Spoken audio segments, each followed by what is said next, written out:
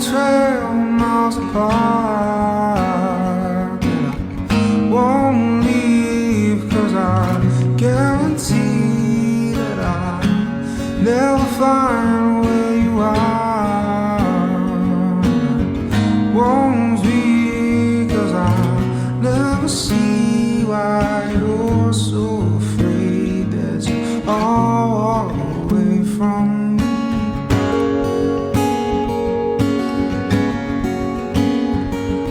You're so afraid that you all away from me.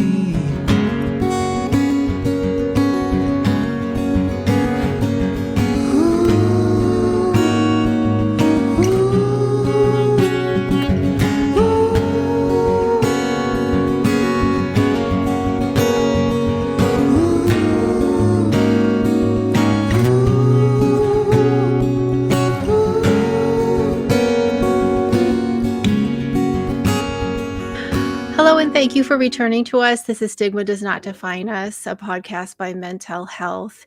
And once again, today we have another fantastic story from a gentleman named Marc Davis, who, this is very interesting. I read his story, and I think what people don't realize as you're going into parenthood, the perinatal stress that it can be surrounded in all of that, all those changes coming and all the triggers that can happen out of nowhere, complete left field. You're like, I'm just sailing along doing fine. And then the stress of the changes coming along kind of takes you out of left field. So Marc, I'm going to swap our spaces here. Thank you so much for joining us. How are you? I'm okay, thank you. Yourself? Very good. I'm very good. Thank you. Good. I was very happy to read your story because this was an interesting thing. You know, we talk about sort of struggles that might have started in childhood or, or maybe abuses. But this was more what I've read from your site, and it's just adorable. Diary of a Nervous Dad. Did I say that right? Anxious dad. No, anxious dad. Pardon me. Diary of an Anxious Dad. I was like, what? First of all, that's just the cutest title ever. And, I read that story in there, and this was very situational and very unexpected for you. So just tell us a little bit about yourself and in the days or weeks, months leading up to that time. Okay, so to be fair, I never really knew much about sort of mental health. Right from an early age, like growing up until it started becoming more of a topic of conversation. Just recently, more people are starting to sort of talk about it. Mainly so women more than men. And I didn't really understand any of it. I spoke to a doctor probably must have been 5 years ago, maybe, saying that I just explaining how I felt, and he said, "Oh, you may have a bit of anxiety." So I sort of knew a little bit about anxiety, if you know what I mean. I didn't really feel much. Like I just felt a bit uneasy, heart racing from time to time, but I just put that down as like a bit normal. If you're a bit, I basically thought anxiety was just like extreme nervousness. I didn't realize the extent of how bad it actually can be. Okay. Then the Christmas of 2020, I broke up from work. Everything was fine. I was looking forward to having Christmas with my partner. We were kept saying to each other, like, "Oh, last one of just us, and then next year we'll have the boys." And went to bed one night absolutely fine. Woke up the next morning, and I couldn't tell you what the difference was between the night and the following morning. But when I woke up, it was just my heart was racing. I'd really bad thoughts. Ones that I couldn't understand.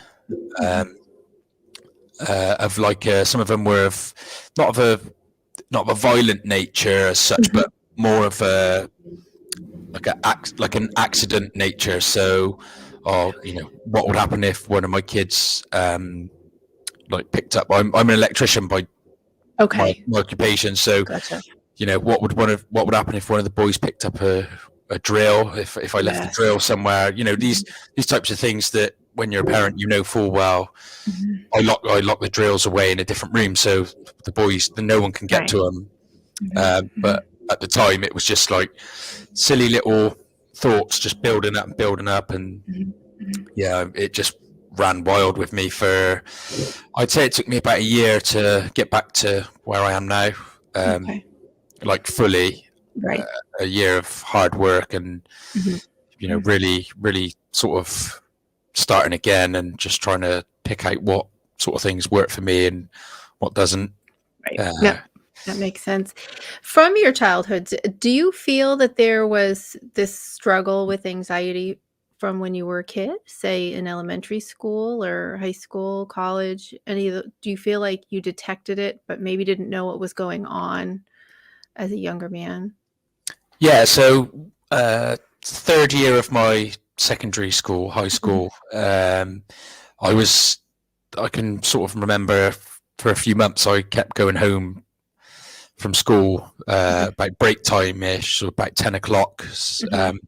I kept feeling sick, Mhm. like every day, just feeling really sick. Okay. In and out of the doctors. Doctors were like, he's fine. There's nothing wrong with him. Mhm. So I didn't really know what was going on. Like now that I look back, I realise that What's going it was on? anxiety Yeah. symptoms. But yeah, Mhm. Mhm. back then it was just I didn't really know. I'd sit in class, I'd start feeling sick, and leave Ah, the class and ring yep. my mum and go home. But Yep. yeah, in and out the doctors for a while, and that sort of phased out, and uh, sort of I don't know. I guess I just sort of grew out of that. And other than that, I didn't really have any sort of signs of Mhm. any symptoms of mental health growing up. Gotcha. Gotcha. Okay. Now, what did your wife say, as she's watching you? How was she? Because, I mean, I've been pregnant and there's a reason I only did it once. And because I had my own, perinatal struggles. It's not easy that time. How did she handle watching you go through this? Was she able to help you? Yeah, so the first, I'd say probably about a week, um, Hmm. was the worst time. I didn't really talk a lot. It was over Christmas as well, so it was really difficult. Uh, I sort of didn't really speak a lot. I buried myself into books because I found that books made me feel sort of at peace. So I was reading a lot of yep. books, Hmm. um, and I don't know if I asked her now, she'd probably say, it's probably frustrating for her, but Yeah. at the time, she was obviously just trying to be there for me, Right. sort of letting me do what I needed to do to get through it. Hmm. Hmm. Um, but yeah, it was. I couldn't imagine it had been a very fun time for her being sort of on her own over Right. Christmas, pretty much. Well, I was in the same room as her, but I Hmm. might as well have not been there, if you know what I mean. Hmm. Hmm. I'd have like little breaks or timeouts where I'd go upstairs and sit. We have had in the house we lived in at the time. We had a ensuite Hmm. sort of bathroom in our bedroom, and I used to just go and sit in the toilet, like sit on Hmm. top of the toilet and just sit there and sort of wait until my heart Yeah. beat come back Calm down, down. and Hmm. yeah. Hmm. She was supportive Hmm. as far as sort of just leaving me to it, because she kept saying to me, "Do you need anything?" And I just said, "I just want to be on my own." Yeah. Whilst I figure out what it is Mhm. that I need to do. Mhm. And then yeah, then lead after I sort of made a bit of a game plan how I'm going to attack it to try and get the best out of my life. And Right. yeah, I mean, going to the gym, so she'll make my food, Mhm. and just the little things that she can do that can aid me with what I'm doing, so that it doesn't consume me as Mm. much. The recovery Yeah. side of things, so that doesn't consume all of my time, so that I've still got time for other things, little Right. boys, and obviously Gotcha. spend time with her as well. Right. And during that, so you're feeling, all this is coming, is weighing down on you, and you are like, I have got to do my research. I got to do what I need to do to feel better, be better, so I can do more, and so forth. What were those things that you found in your research, just first finding out what in the world is going on with me, and what sort of things did you click with? Was it books? Was it, a therapist or some type of cognitive therapy? What worked best for you? So I've tried a lot of things. Mhm, A lot of things have helped in sort of different ways. mhm, The first thing was reading. I did a lot of reading, mhm.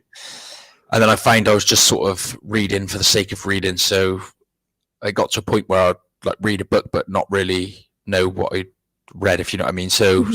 sort of once it's finished, I couldn't tell you what I just read. I was just Yeah, your attention was aimlessly, so. Mhm, yeah. mhm, So I tried CBT, sorry, CBD oil. mhm. I tried that. That was all right for a little while, Great. especially for like the sleep side of things. Where I was getting more sleep with the CBD. Mhm, Um, I took that alongside sertraline, so your mhm. sort of antidepressants. Good. The antidepressants were difficult in the beginning. Mhm. Really struggled with them whilst they sort of, whilst my body was sort of getting used to them.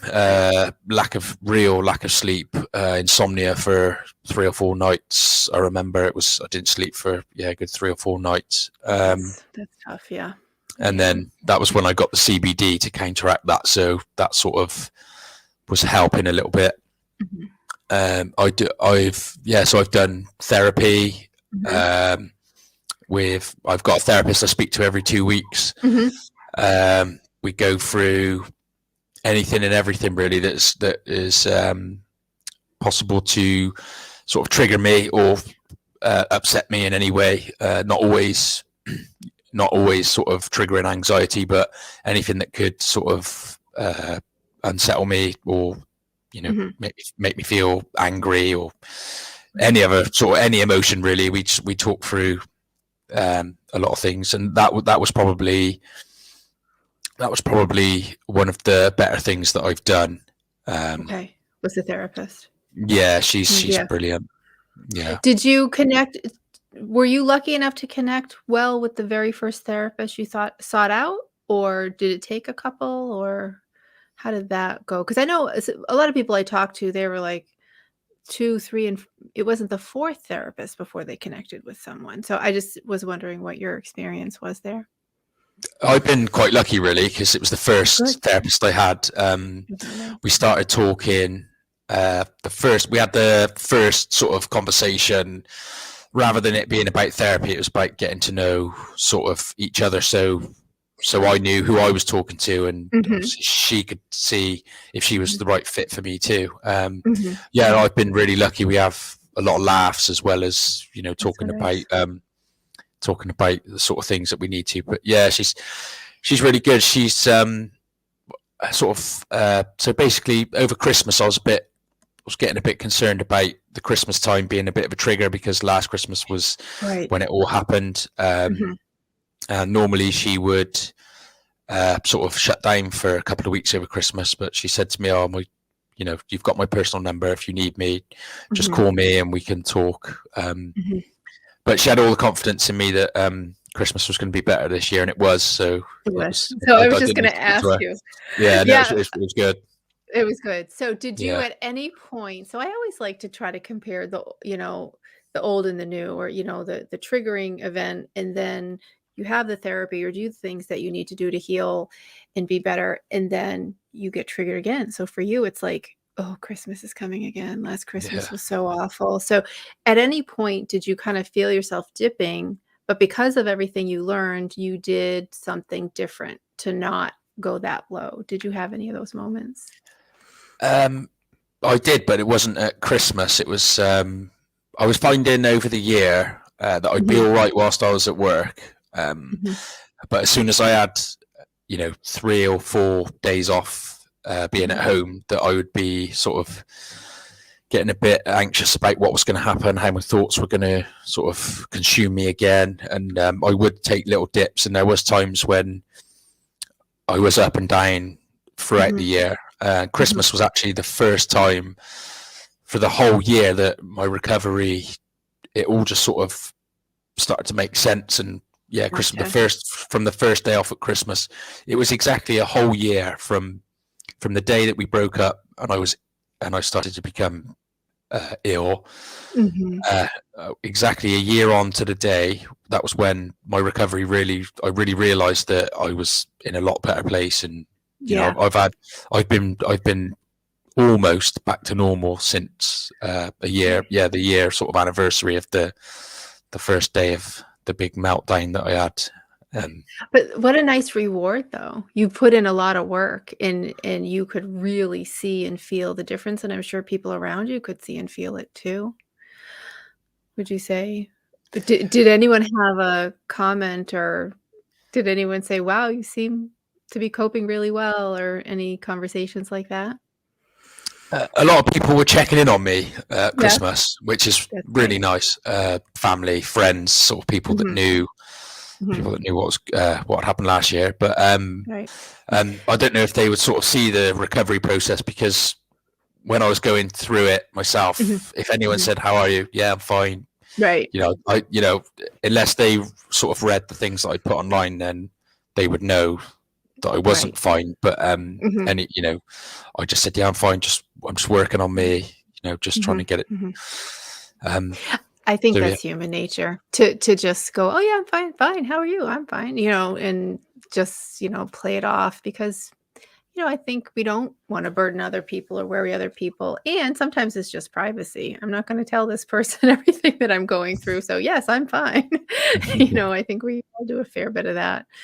Um, Mark, you mentioned that you read a lot of books. If you were to recommend a few books, for folks in the middle of pregnancy, getting ready for children, was there an author or a speaker or someone that you felt spoke specifically to what you were feeling and how you were triggered by, the pregnancy and the thought of caring for these 2 little baby boys and that sort of thing? um, to be honest with you, I didn't really read a lot of those types of books. Mhm. The one book I did really connect with, or two books, sorry, was Tyson Fury Yeah. autobiographies, 'cause he talks about mental health a lot. Yes. I'm a big admirer of Fury Yep. anyway. So yeah, I read both of his books, and that was probably the only ones I really connected with. Right. Um, and then sort of the other books weren't really Mhm. sort of some of them weren't even that good for anxiety, really. When I look back Mhm. now, I think, yeah, I probably shouldn't have been reading that sort of stuff. But it More was distraction. yeah, it was Yeah, yeah. just words at the time. I wasn't actually reading anything Mhm. that was of, yeah, any sort of help to me, really. Right.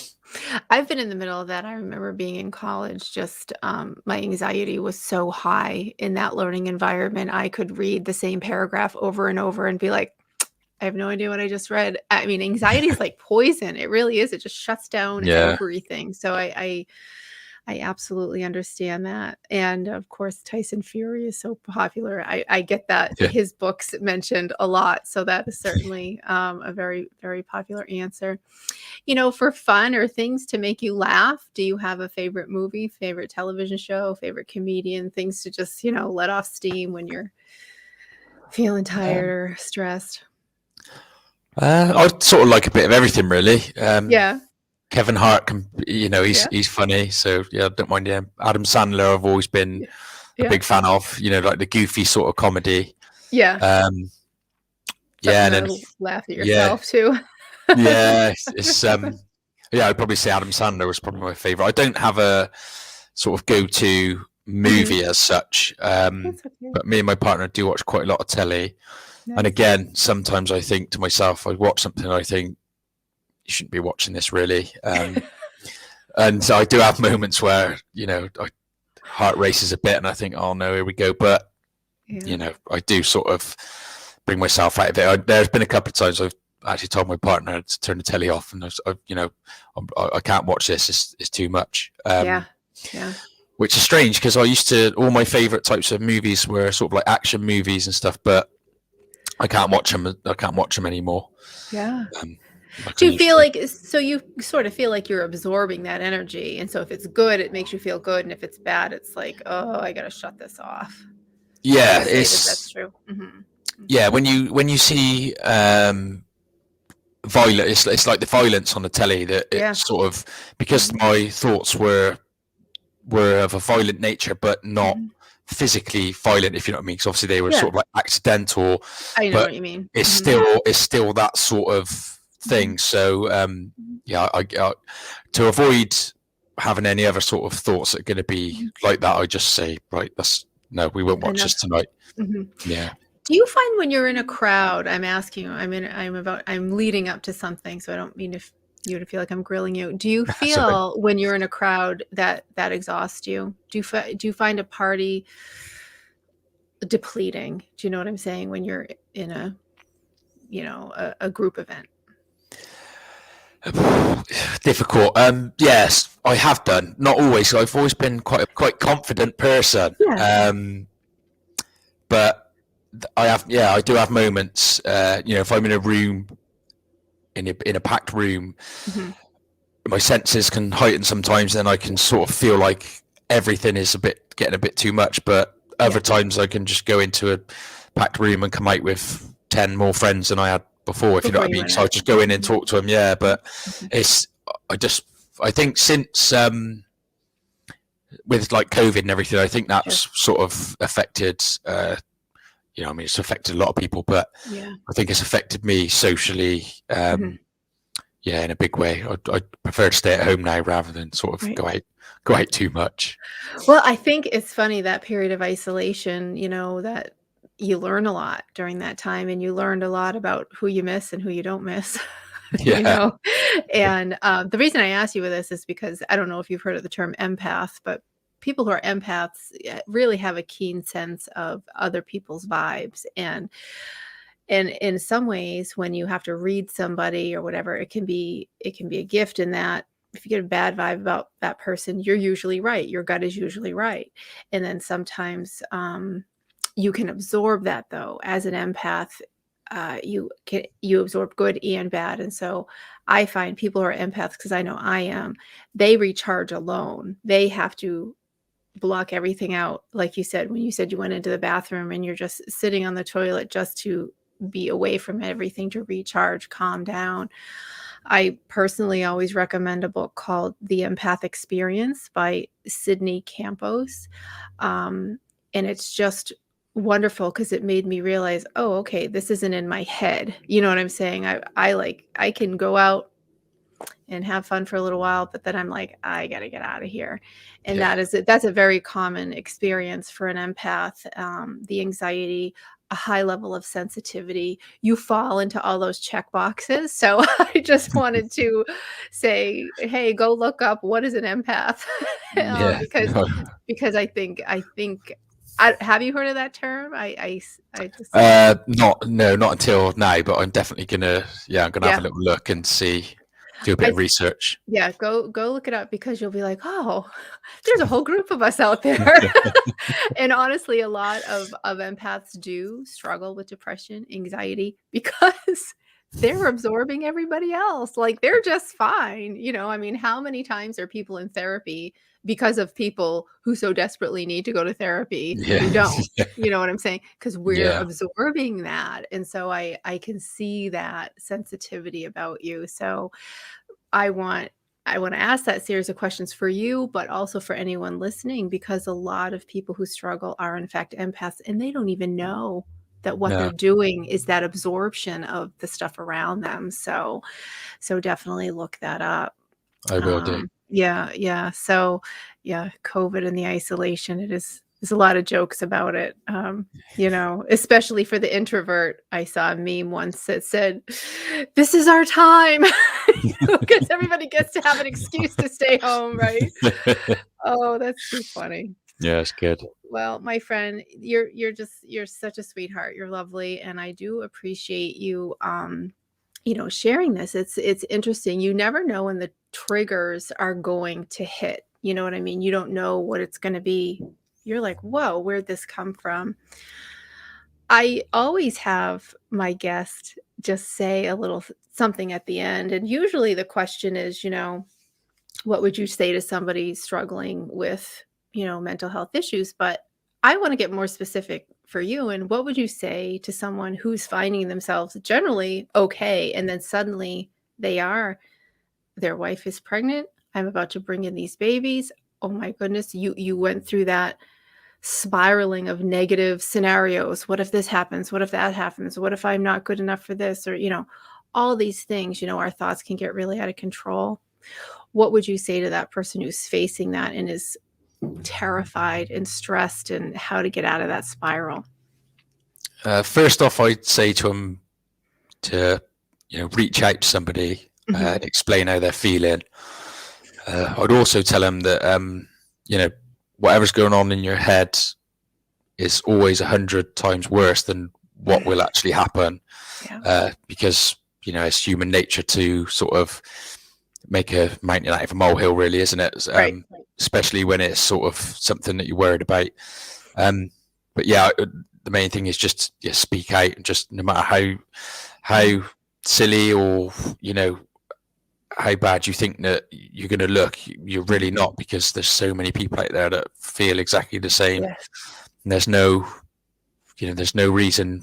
I see it like this. Like I was speaking to somebody today actually, and he said about taking medication, and he felt a bit embarrassed about it. And I said, well, there's no difference between taking tablets for because you're not feeling your best.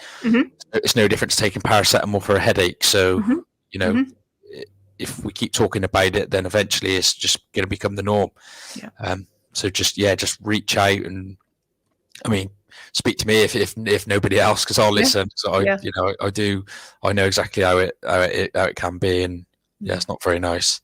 You said something very important. Now, people may not know my background. I'm a nurse as well. And so I wish the word depression was called something else. I personally wish it was called serotonin, melatonin imbalance syndrome or something like that, because the word depression does not communicate what's happening physiologically, chemically inside your brain and inside your body. And, you'll say, oh, I suffer from depression. And people are like, oh, what do you have to be depressed about? It's like, you know what? It's not always that. I don't have to come from some big bad event to have an excuse to feel depressed.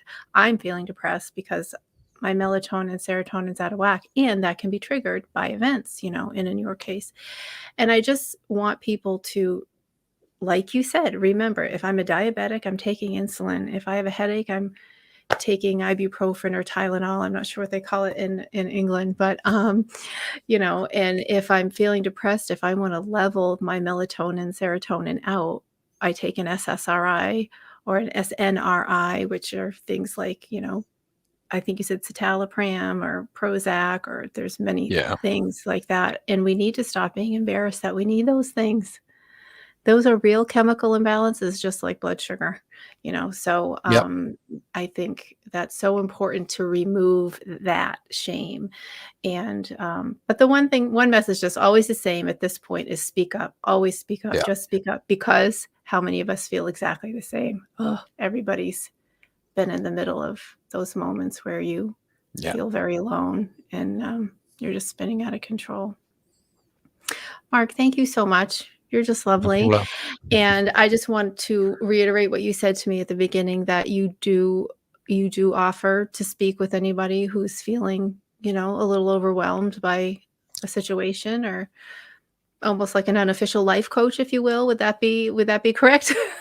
Yeah, obviously it is non-expert, but I will give advice based on my experiences, and if that can help, then yeah. And sometimes that's exactly what people need. You don't always need all these fancy letters after your name, just someone who can listen with their heart. I think that's very important. So you're a sweetheart. Thank you so much for coming on. And I do wish you all the best with those beautiful baby boys. They just had their birthday. So happy birthday to them. So Thank cute. You. And if you can think of anyone else who would like to come on the show, or anyone else who struggled, who has a positive message for what helped them, we definitely want to have them on. So just send them our way. I will do. Yeah, I'm sure we'll keep in touch anyway. Yeah, from time to time. I'm around. I'm always around. Brilliant. Thank you so much. You have a good rest of your night. Get some sleep. Yeah, thank you. Thank you. All right. Bye-bye. Cheers. Bye.